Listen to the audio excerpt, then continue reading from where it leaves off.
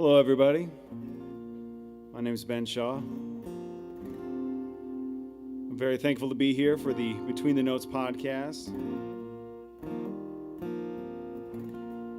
I'd like to thank the Parlour for hosting us, as always. I'm going to play a couple of songs for you tonight. These are all original tunes of mine. This first one is about playing late night sets at a bar for a little money. It's called The Late Set.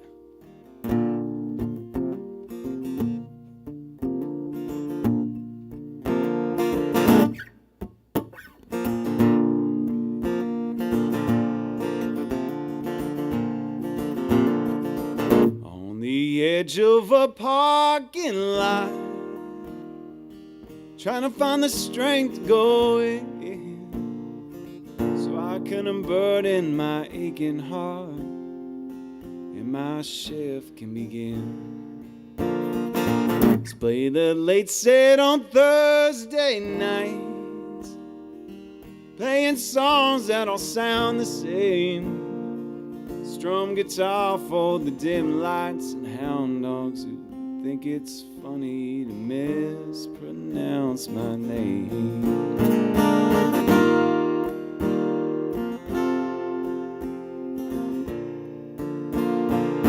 Sip of whiskey is on my table, keeps my voice low, my head high. Next to a tip jar, a label that promises a love song for a five.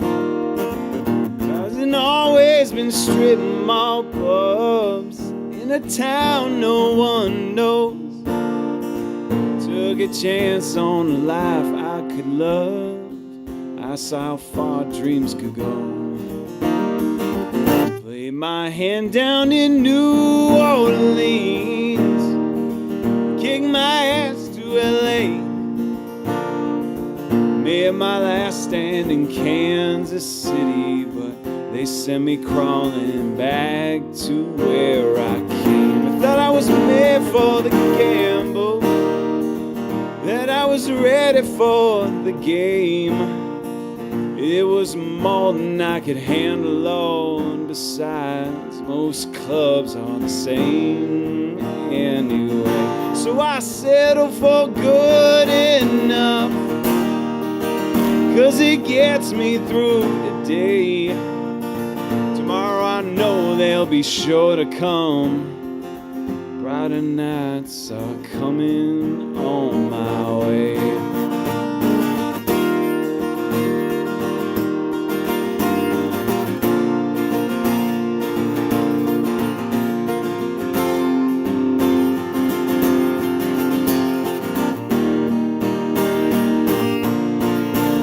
Stay mindful of the time I got left as I watch the bar start to close down.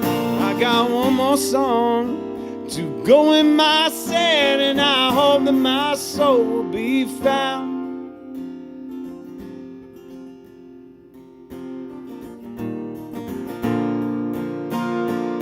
Soon I'll be dining on city lights, beneath marquees with my name.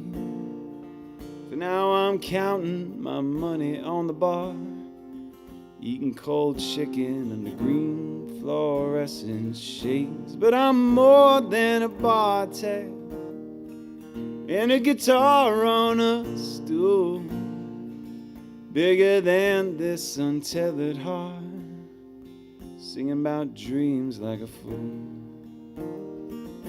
But I'm more than a bartender and a guitar on a stool, bigger than this untethered heart, singing about his dreams like a fool.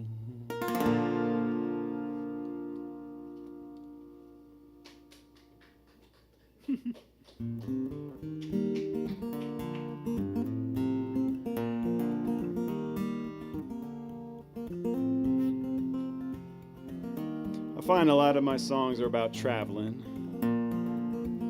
going somewhere, seeing something new, or the absence of it, being stuck. I think I always kind of had the bug for it. Being from a small state, Rhode Island, you're always about 2 seconds from being out of it. So I think your mind's just kind of always on that. And this song's about traveling. It's called Yellow Line.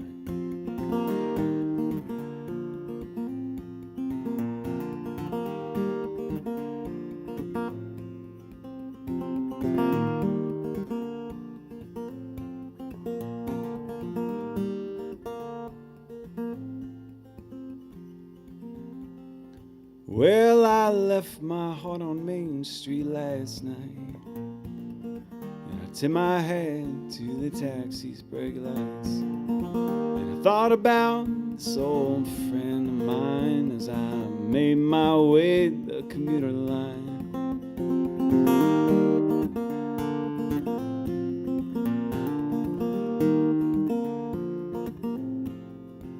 Tell me heaven can't wait for another day. I'll settle this towel, there'll be hella pay.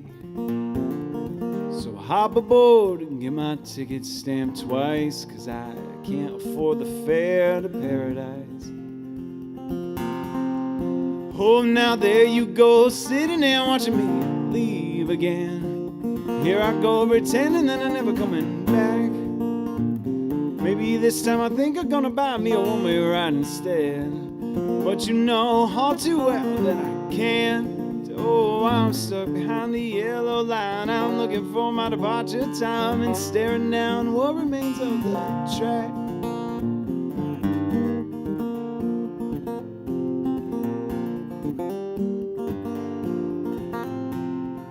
This train is packed with lost identity. Faces drawn like Rockwell memories. We're going now to find a life we can rebuild, and then we riding back home with our pockets half filled. I've been around this old town for way too long. There used to be a borderline, but now it's gone. Wish I could leave these broken smokestacks where they lay and turn their shattered bricks to golden road on my way. Oh, now there you go, sitting there watching me leave again. Here I go pretending that I'm never coming back.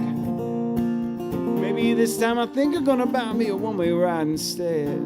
But you know all too well that I can't.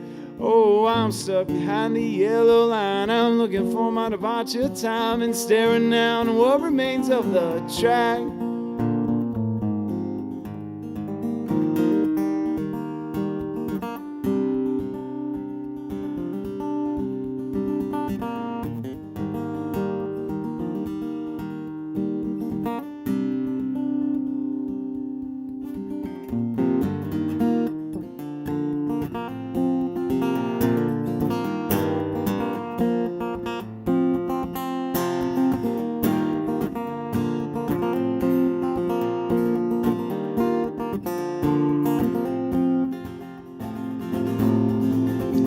Now there you go, sitting there watching me leave again.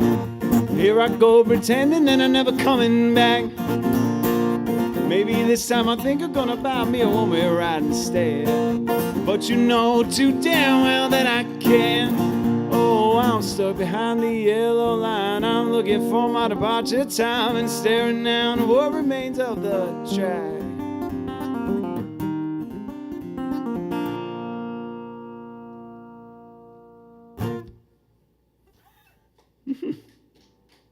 Thank you very much. So this next song is, I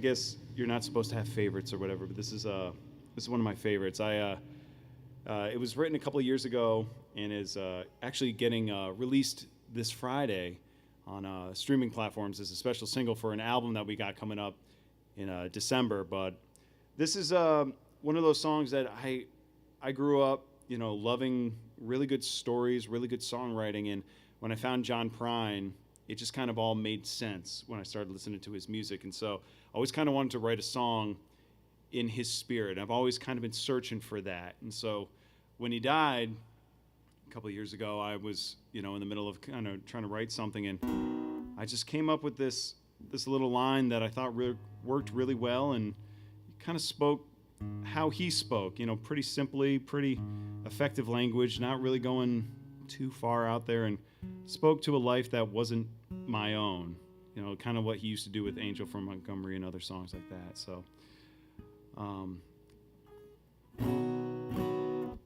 this song is about a middle-aged woman who works at a gas station. She's on the third shift, and she's thinking back, reminiscing about her lost loves, her regrets, her mistakes, and her time spent as a teenage beauty queen. And she's just thinking back on that young age and wishing that she could tell that young girl that she still has hope, she still has dreams, and that she can get there too. And the way she tells her is by telling her that she still has kept the dress. She tells her that I still put on the dress and tried to impress the girl in the mirror who knows she's worth more than this. I tell her it still fits, and if I wanted, I could quit this job and give her the world that she thought would exist.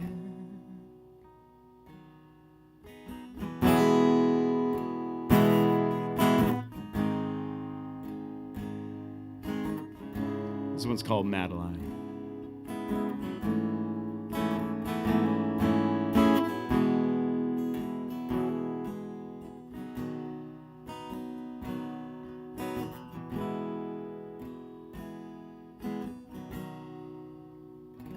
I was a beauty queen at 17, planning a life by quizzes in magazines, and now I hand out receipts for gasoline at the filling station off of exit 3. Selling cigarettes and coffee rolls, the faded maps that show only local roads. Behind the glass in my booth all alone, I see that young girl reflected in an old woman's clothes.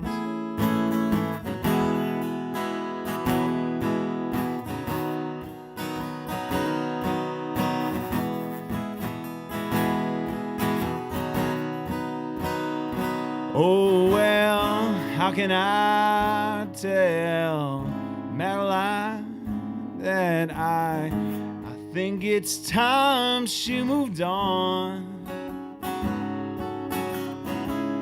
The better life that she had in mind for us, well, that fairy tale's all gone. Still put on the dress and try to impress the girl in the mirror who knows she's worth more than this. I tell her it still fits, and if I wanted, I could quit this job and give her the world that she thought would exist.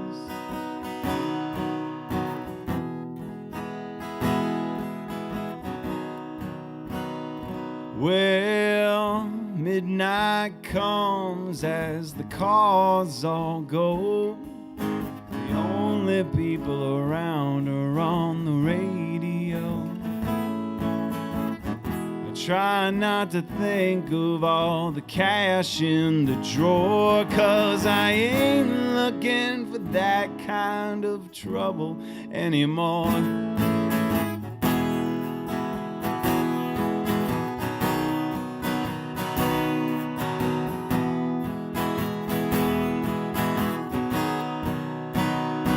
Oh, well, how can I tell Madeline that I think it's time she moved on. It's not gonna turn out the way that you like, but it's good enough to carry you along. I still put on the dress and try to impress the girl in the mirror who knows she's worth more than this. Tell her it still fits, and if I wanted, I could quit this job and give her the world that she thought would exist. And someday I'll wear it to work, and I'll put on my crown and twirl in the booth while I make change. My routines for people heading through town, then I'll blow 'em a kiss as they're pulling away.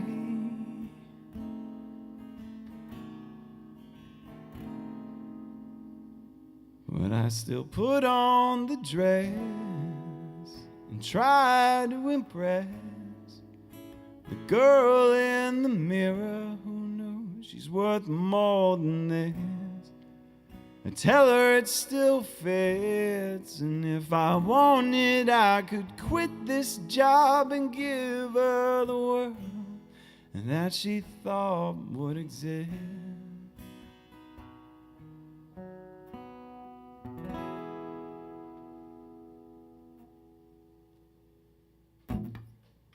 Thank you. I think I got time for about one more song here, so I want to say thank you very much to Motif for having me. I really appreciate it. Great local magazine doing a lot for local artists, and especially thank you to the Parlour for having us here today. It really means a lot.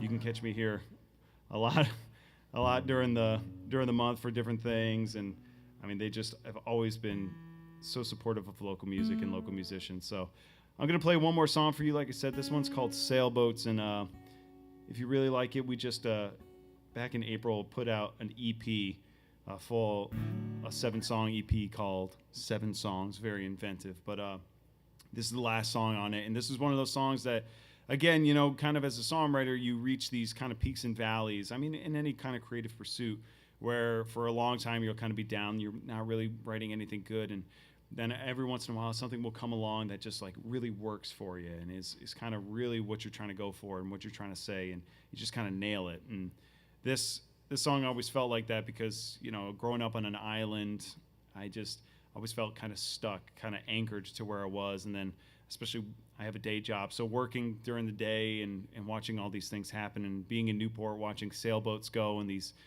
big beautiful yachts going out to sea and the open ocean, and here I am stuck mowing lawns. Is, you know, it's just one of those things that you just kind of sit there thinking about where you could go. So I wrote the song Sailboats about that. Once again, my name's Ben Shaw. Thank you so much for listening today. You can find me at benjaminshawmusic.com, Instagram at benjaminshawmusic. Just around Rhode Island. So I see sailboats finding better shores, ships built with 3 masts or more.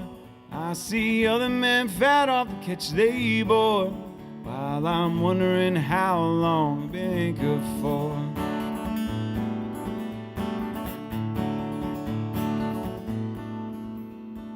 Diesel from the harbor sticking my breath, it's pushing out what fresh air I had left.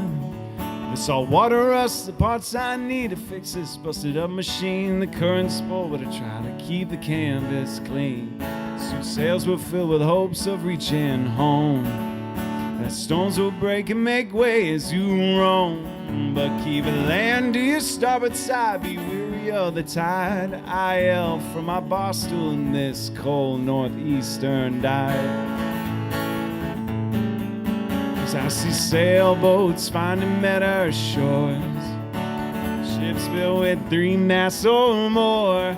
I see other men fed off the catch they bore, while I'm wondering how long I've been good for.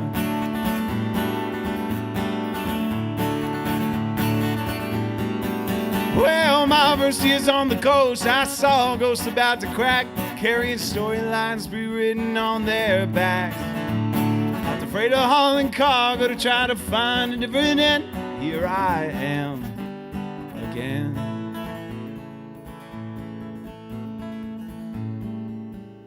The cemetery near my house is getting full. Established names fill almost every row. Familiar faces leaving roses take traces of the stone, tending to the ground, plan to be below. I keep my eye up on the wind to take me out. Easterly comes through to get me south. I'll cut the mooring line and say goodbye to the shores. I move on to the deep and darkened waters where I belong.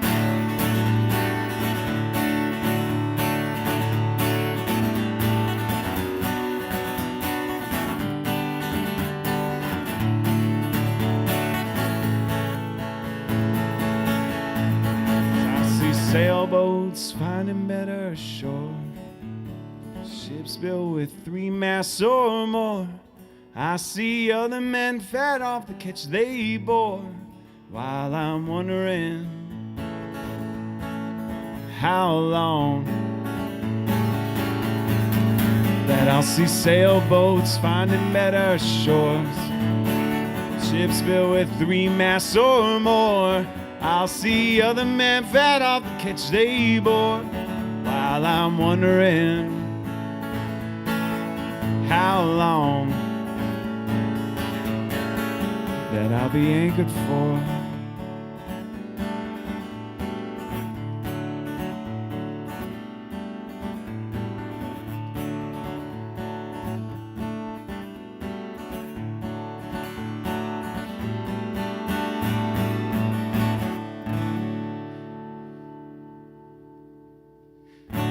Thank you very much.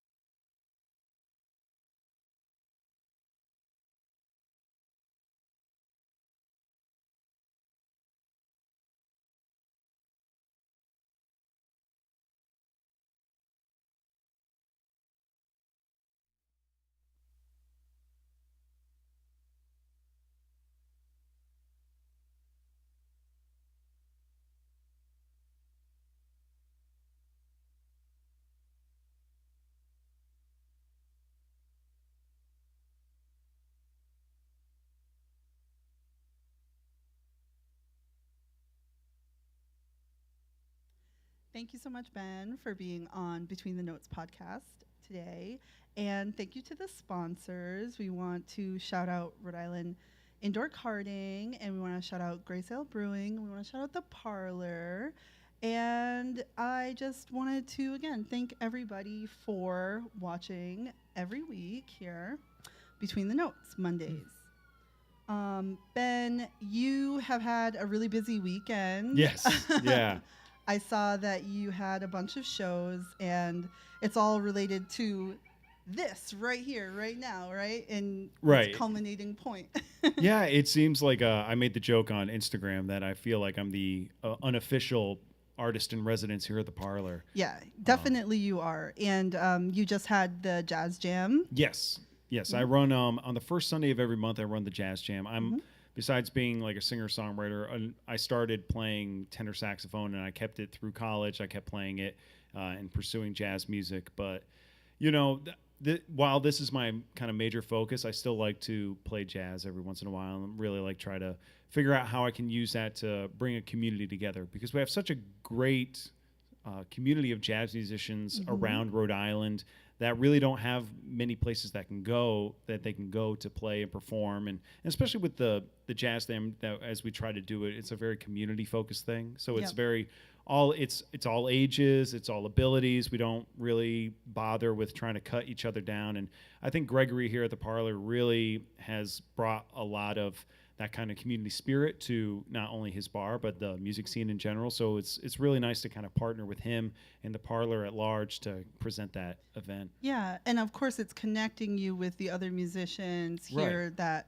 you know, are in the area, but they're also playing heavily here. For example, you just did a show on Saturday with Evening Sky Band. Yeah.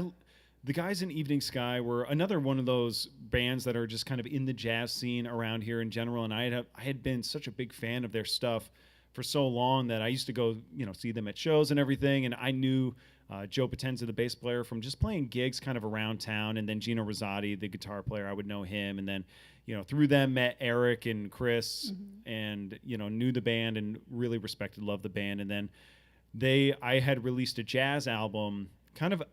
To be honest, at the beginning of the kind of quarantine period, it was supposed to come out. We were supposed to have a release show. I did, my first jazz album, and then we never got to do it. But one of the tracks on there kind of caught Joe Potenza's ear, and he said "Oh, I think we really mesh well musically because we both love Bill Frisell, Charles Lloyd, Brian Blade, and the Fellowship." So that sensibility really fed into this partnership. Nice.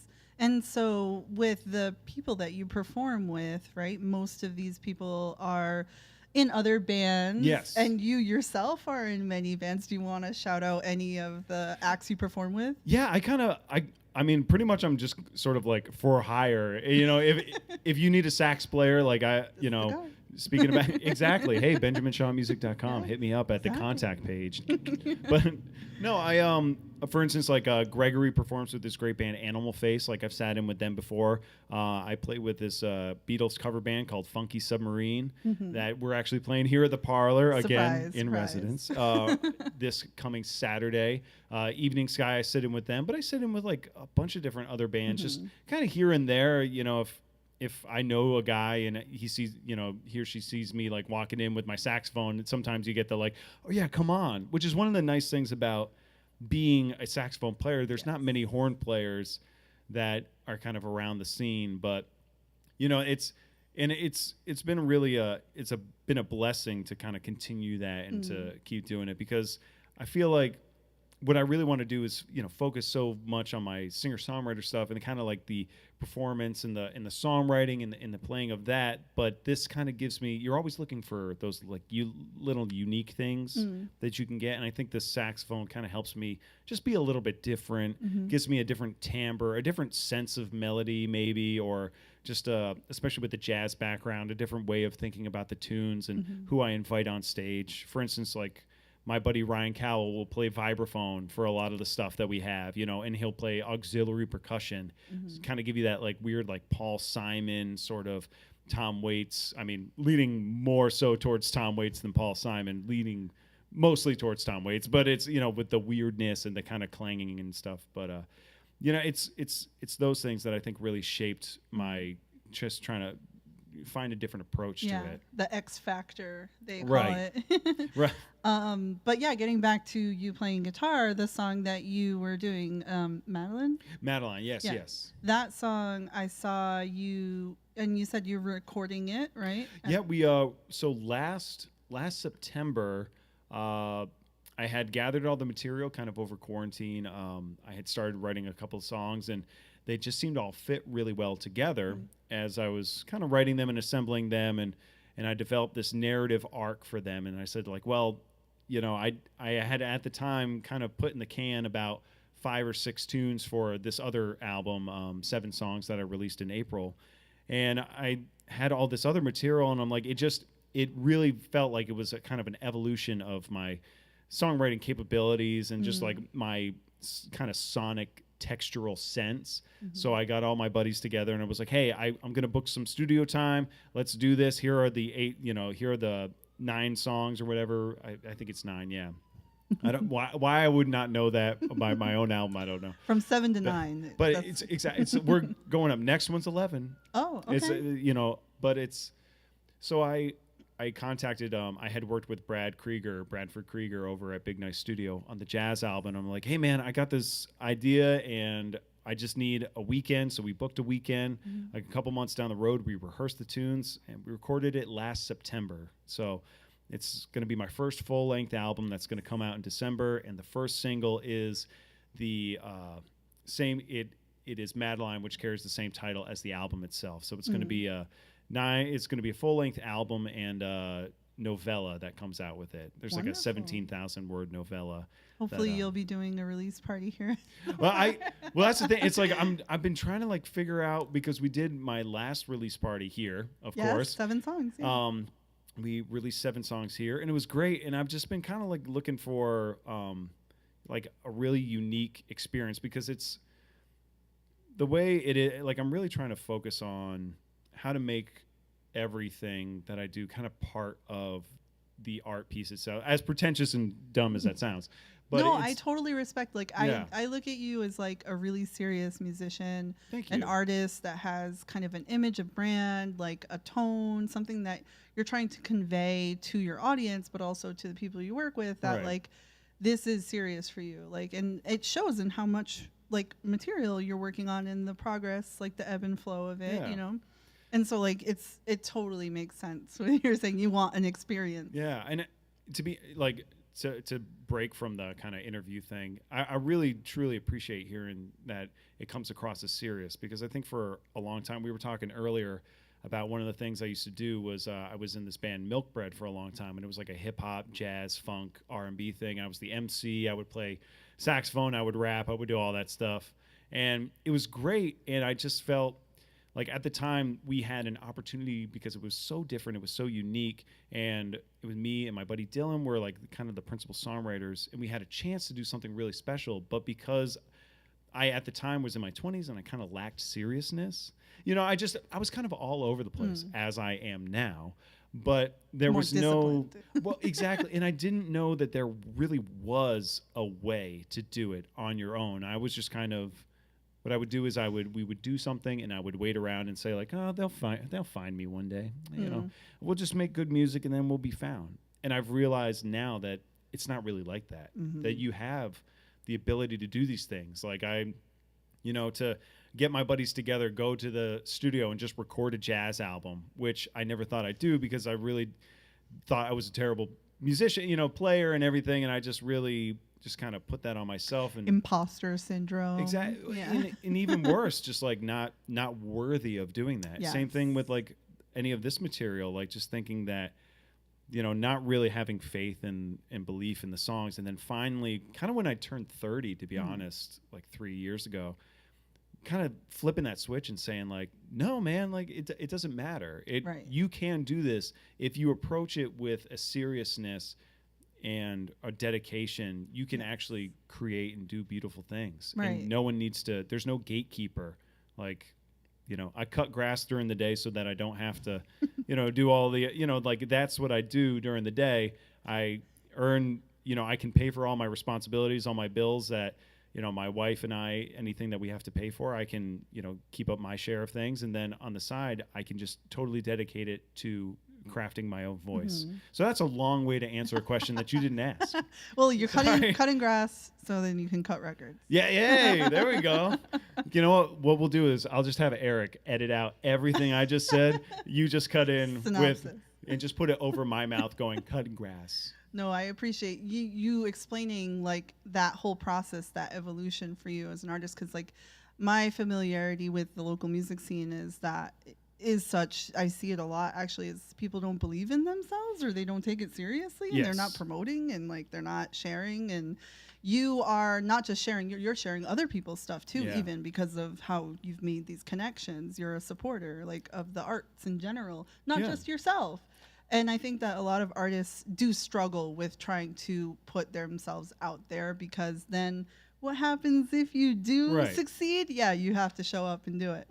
Well, and it's also, in a way, I think sometimes people think like, well, if I try really hard and if I really put myself out there and I'm really, really vocal about it and I'm really public about it that I want to succeed and I don't, what does that say? It's like my wife and I always have this talk, because since I was a little kid, like tiny kid, I've wanted to be a musician. That's all I've wanted to do. Okay, as little kid what would you think about you now as a musician? I think I'd be confused. I would like the fact that I styled my hair after like Elvis, like trying to get that kind of thing, because I think he and I would agree, because the first song I ever remember hearing was Hound Dog. Oh, wow. And it like just totally like blasted my brain in two.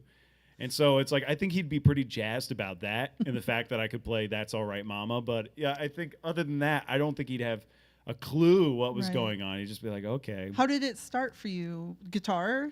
It actually started with saxophone. I was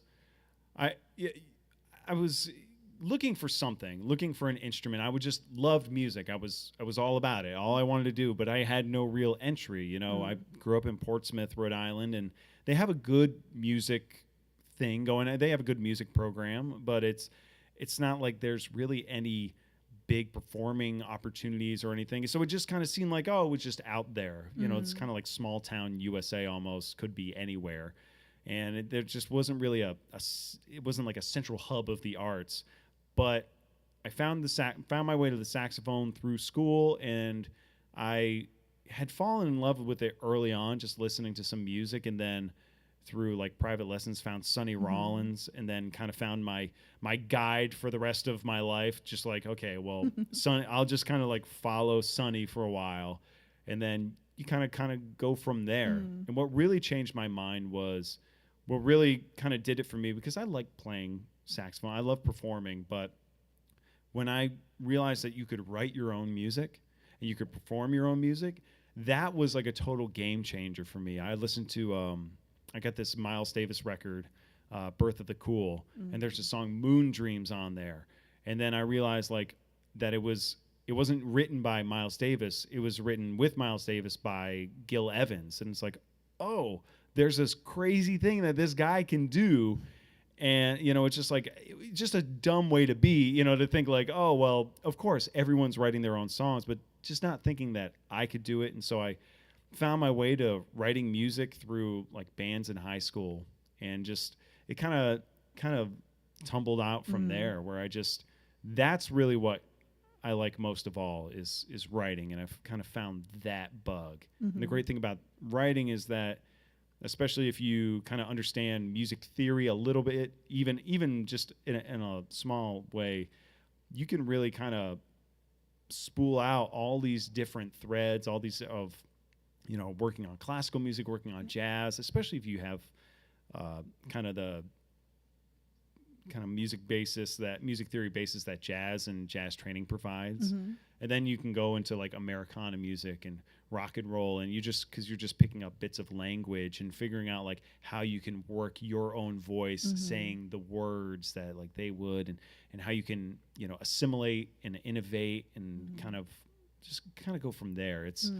So writing was really what kind of solidified things for me, but it was just through school music programs that way. Yeah. So your creative spark really was set ablaze by having now the tools. Right. Exactly. Once I learned that there was, again, it's, and I feel like I learned these lessons 5 years before they actually kind of sink in, where I learned like, oh yeah, you can just write your own songs and you can perform them, and you just pick up a guitar and you learn and you just do that. And then it was like, okay, I know that. And then, 5 years later, it's like, oh yeah, why don't I just do that? So about 2015, the band I was previously in kind of dissolved. Just no one was mad. It just like time and constraints and geographic limitations. So then I had always wanted to do this again, because being a fan of Elvis and John Prine and Tom Waits, and just saying like, oh man, well, why don't I just do this? And that was around the time like I discovered like Jason Isbell and Sturgill Simpson and Joni Mitchell. I just kind of dove headfirst into Joni Mitchell and Tom Waits' catalog and just kind of bathed myself in that. Not that you hear a lot of Joni Mitchell in my stuff now, but she's in there somewhere. Oh yeah, she's a true inspiration for a lot of people. So what I was going to ask you next is, now that you are already in the throes of your creative pursuits, like what advice would you give to your younger self? Think about it. So what I would say, because I think about this a lot, because my mind's just buzzing constantly anyway, but I think, especially if I was back at college, what I would do, because like high school, I think like even if I could go back, it'd be like, yeah, whatever. I was like, I don't know if I would take my own advice. I would say like, hey man, you can practice. You should probably learn piano, and I'd be like, okay, cool. And it's like, it would just be like that. But in college, I think what I would say is just start, just make things, write really bad music. Because honestly, like I have a lot of bad music. I was talking with Mike about this earlier. I have most of what I've written is like probably really bad, like that I wouldn't really want to show anybody, just because it's, unformed. It just like doesn't make sense. It's like I'm searching for something. I don't really quite get there. The melody's not good. But through that, you sort of develop taste. You develop your sort of sense of self, your sense of your own craft and everything. And that's kind of how you get it. You just have to kind of keep doing it. And what I would say is the best way to make sure that you're producing on a regular basis is to be disciplined about it. There's a lot to be said about just showing up every day, sitting in front of a blank page and going, and just kind of trying something, writing down like a note, or sitting with your, like for me, a saxophone or a piano, and saying like, let me just put my hands down, see whatever shape they make, and say like, okay, where can I go with that? Because I always like to say that writing is sort of like these, it's kind of like a Russian doll, almost like a Russian nesting doll almost. Like it's these concentrically smaller boxes that you keep putting yourself into. So you start off with this blank page, and the first thing you have to do is you kind of have to define the outer edges of it and say, it's like, okay, well, I'm in A major, let's say. Well, now you have you have your kind of foundational place that you can start from. Or let's say I want to write a song about, like with Madeline, I want to write a song about a person's life that I have no connection to, that is like a completely separate story than my own. And I started thinking like, well, who am I not? I'm not a middle-aged woman.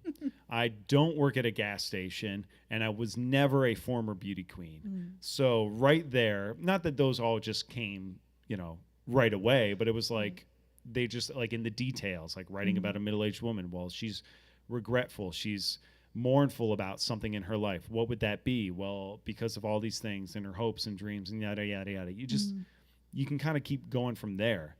And there's going to be a lot of days that you just won't get anything. But if you just keep showing up every day and just trying, even if it's, like I write classical music and so I also, been working on this piano score for this piano suite I've been doing. And so it's like, for that, it's like 2 measures. If I can get 2 measures today, in an hour, if I can get 2 measures, and that is a very small amount of music.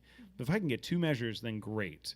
or like with the singer-songwriter stuff, if I can just get this stanza, if I can get these 2 lines down, if I can figure out this form, that's it. And then incremental progress exactly is exponential results. There you go. See, again, we just need to take out everything I do, put it as like a bonus episode on the side. Like, hey, here's every like chunk of word. But that's just everything you said, it processed like that. Yeah. And exactly what you're describing makes so much sense. The artistic and creative process of anything, it requires you to show up and expect to not do your best until you keep doing that. And then it's something that you're proud of. Right. And I mean, do you find that in anything that you're doing? Like, what is it?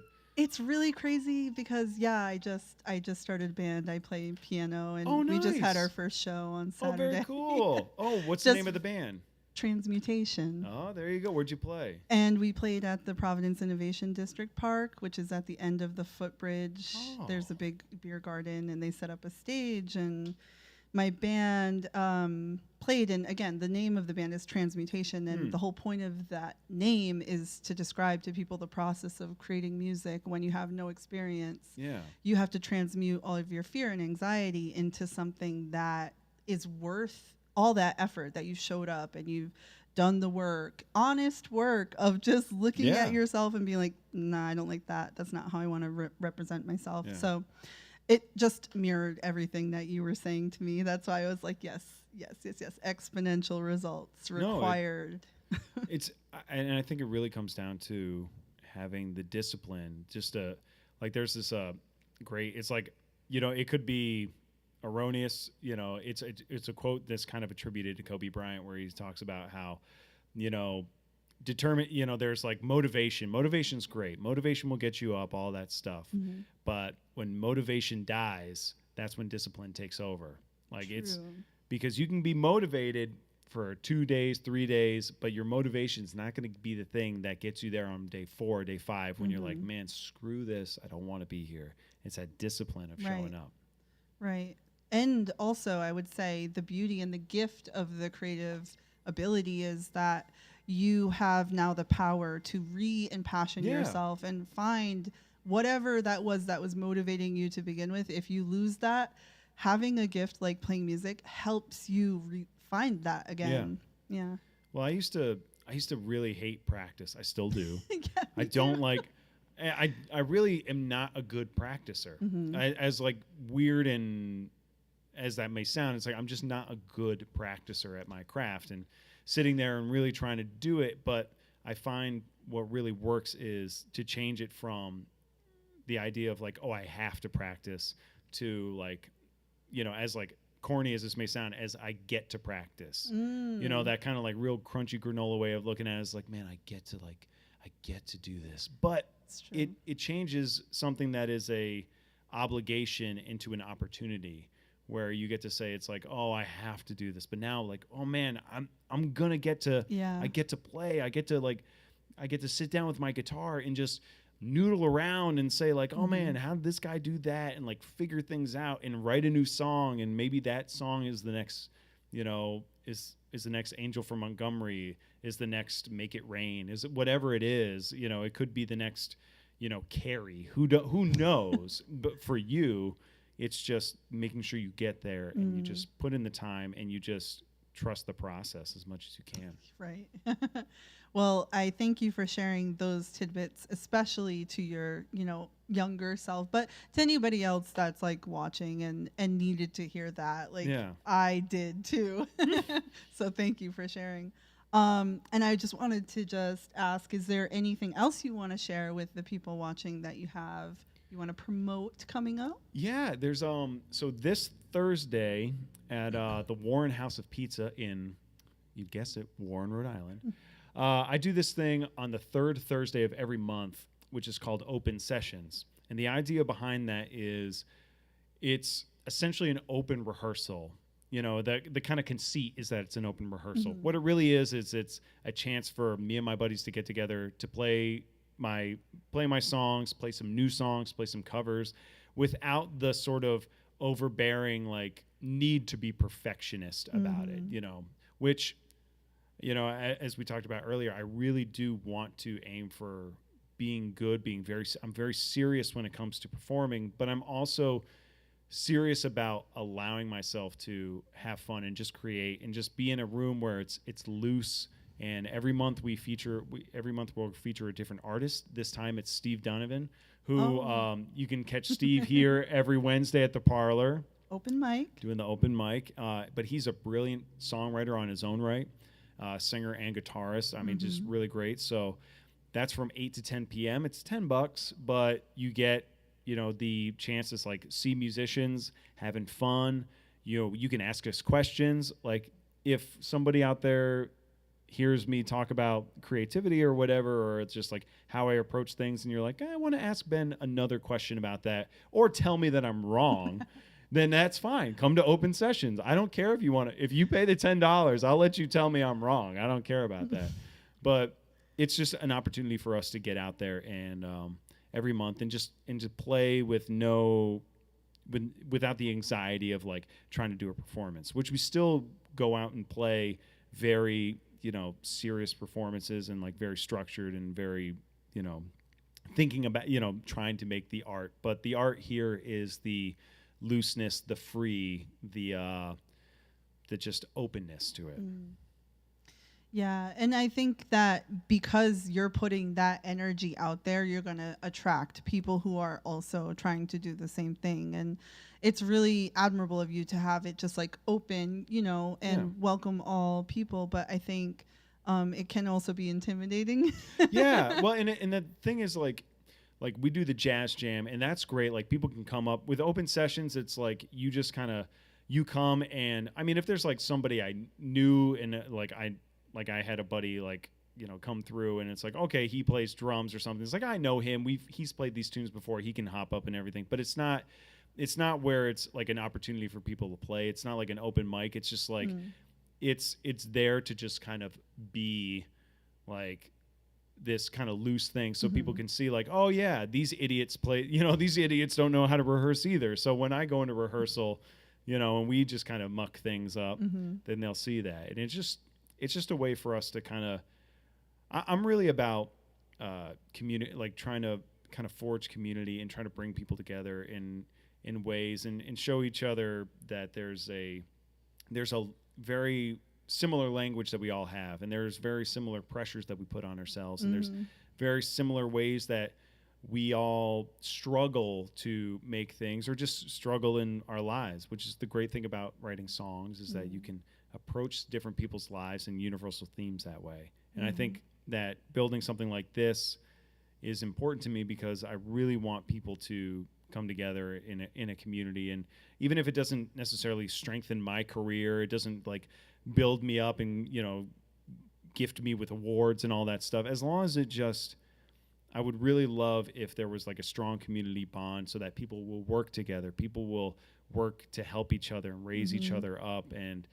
And so we can have this kind of like unified, you know, like a rising tide raises all ships sort of mentality of it. Yes. And I think that is why the Parlour is so lucky to have you as their artist in residency, because obviously that's the entire vibe here that that he's trying to create, is just that interconnectedness that is required for musicians to find their success, right? Absolutely. Yeah. So thank you for being part of it. And thank you. I appreciate it. No, really, like you're not just even part of it. You're trying to bring others into it too, that's the glue. That's the special sauce. Well, it's like I think there's a great opportunity in Rhode Island that a lot of people don't see. Like we started this conversation talking about how sometimes people are a little wary of success or like wary of their own skill or a little, you know, apprehensive, or maybe they just don't believe in themselves. And I think that it's places like the Parlour, places, you know, things like the open mic, the jam session, that in just like this community of really good open musicians who are just trying to be friendly and trying to be nice to each other but if we can really get that sense of community, belonging, and uplift, I think that would really go a long way for helping us become the kind of creative capital that we profess right now to be Yep. but really have been straining to get there. So I think, like the mission of AS220 and Right. people like the Or it's like my band, the performance we played was for Riot Rhode Island. yeah, exactly. So. Another great organization here in Rhode Island that is trying their hardest to, really do something, or like the Wilbury Theater with the Fringe, and there are so many opportunities in Rhode Island to kind of bolster this great arts community, but sometimes I think you just need certain people who have nothing better to do than just like all this energy and want to do it. So if anybody out there, ever has ideas or anything, come find me at a session, come find me at a gig, and let's talk about it. Because I am, like I said, I started as a young kid wanting to be a musician. I've always wanted to do it, and I've gone most of my life not being able to do it full time, and that's really sucks. But at the same time, I feel like now I'm more poised, more so than ever, to actually do something of significance, and to actually, in being serious, in being disciplined, in being determined. I think that there's a chance to at least, if not get the career, to at least create something really beautiful. And I think I'd like to try to help as many people as they can realize that in themselves too, because I spent so many years just kicking myself in the teeth and not allowing myself to do that. So yeah, and I mean, it's not easy. There's a lot of challenges, not just like individually, like personally, that you put on yourself out there in trying to do this thing for real. But luckily we have a lot of resources, and you're one of the few that are taking advantage of them. For example, Motif magazine, this podcast, the Parlour, the artist in residency thing. Yeah. And I just want to say, like, keep it up, because you are probably impacting people more than you even really see. Don't focus on the numbers of people that come to shows, because you're going to change somebody's like whole perception on if this is something that they can do and pursue. Just by you doing it and being up there, they can see themselves doing that, and that really changes people's lives. So thank you. I appreciate that. No, good for you as well. And thank you. And honestly, like, thank you to Motif for giving us, this space and the chance to have this great conversation. I really appreciate your time, and thank you for having me. Thanks for being on Between the Notes. This is the weekly podcast by Motif Magazine. And we also want to thank the sponsors, particularly the Parlour, as if we didn't shout out the Parlour enough already. And then also our sponsors, Rhode Island Indoor Karting and Gray Sail Brewing. And there's one more. Trinity Beer. Oh, yes, Trinity Beer Garden. How could I forget? Love them. Support them. Thank you guys for tuning in, and we will see you next week.